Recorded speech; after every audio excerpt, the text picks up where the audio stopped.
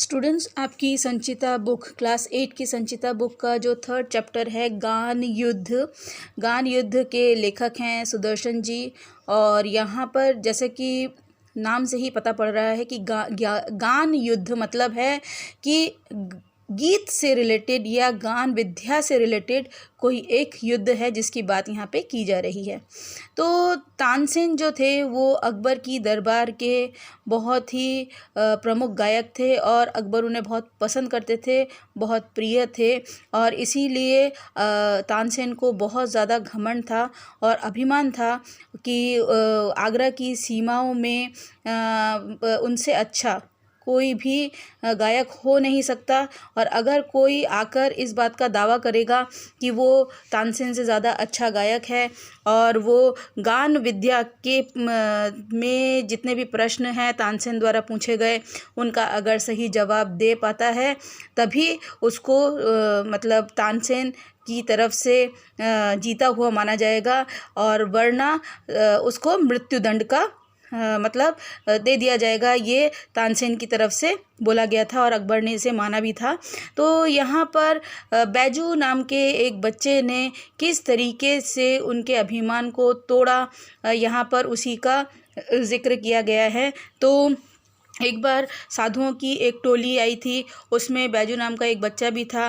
तो वो असहज रूप से ही गाना गाते हुए अंदर घुसे थे सीमाओं के अंदर।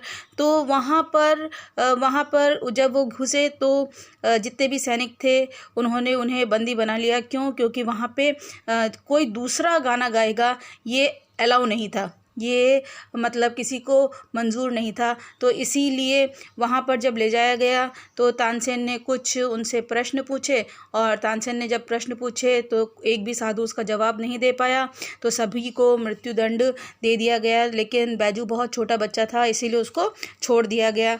तो वो बेचारा रोता बिलखता रहा और रोता बिलखता जब रहा तो वो अपनी कुटिया में दौड़कर आया और आकर वो बहुत ही दुखी था। तो वहाँ पर जो शंकरानंद नाम के जो वहाँ पर साधु बाबा थे उन्होंने उसे बोला कि मैं तुम्हें ऐसी विद्या सिखाऊंगा या ऐसा शस्त्र दूंगा जिससे तुम आसानी से तानसेन को हरा पाओगे। तो वो बोलता है कि बिल्कुल मैं ऐसा करने के लिए तैयार हूँ, आप मुझे वो शस्त्र दे दीजिए। तो जैसे ही वो शस्त्र की बात करता है तो शंकरानंद बोलते हैं कि नहीं, इसके लिए तुम्हें 12 वर्ष की तपस्या करनी होगी। तो बैजू बोलता है बिल्कुल 12 वर्ष क्यों, मैं पूरी ज़िंदगी इसके लिए तपस्या कर सकता हूँ, लेकिन मुझे तानसेन को हराना ही है।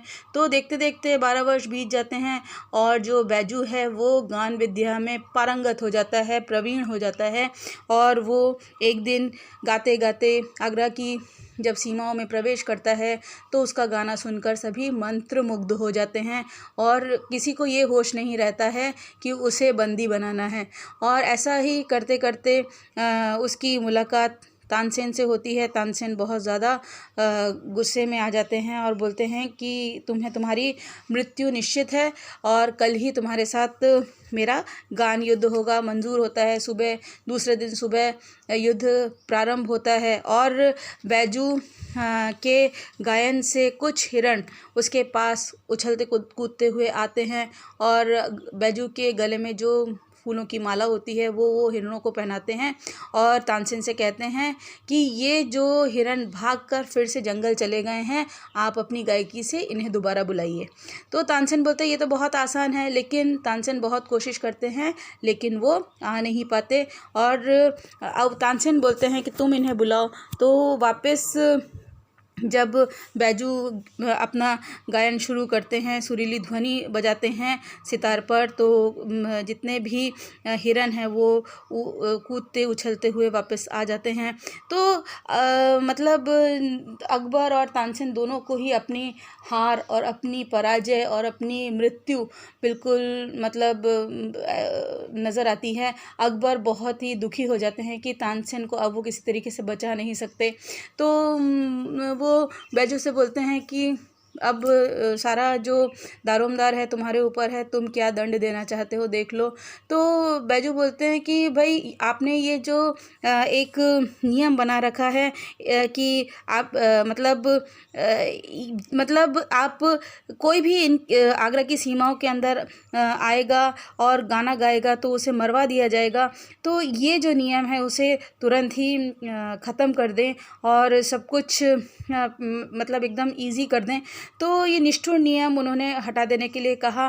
तो सहर्षि अकबर ने इस चीज़ को स्वीकार कर लिया और तानसेन जो है बैजू बावरा के चरणों में गिर पड़े और कहा कि मैं तुम्हारा ये उपकार जीवन भर नहीं भूलूंगा।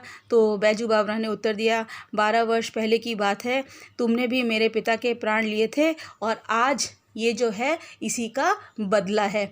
तो मृत्यु ही सब कुछ नहीं है, आप किसी भी तरीके से बदला ले सकते हैं। तो ये जो लेसन है बहुत ही अच्छा लेसन है। गान युद्ध के माध्यम से सुदर्शन जी ने अभिमान को तोड़ने की बात की है और ये चैप्टर थोड़ा सा आप पढ़ेंगे और आप पढ़ेंगे तो आपको बहुत मज़ा आएगा।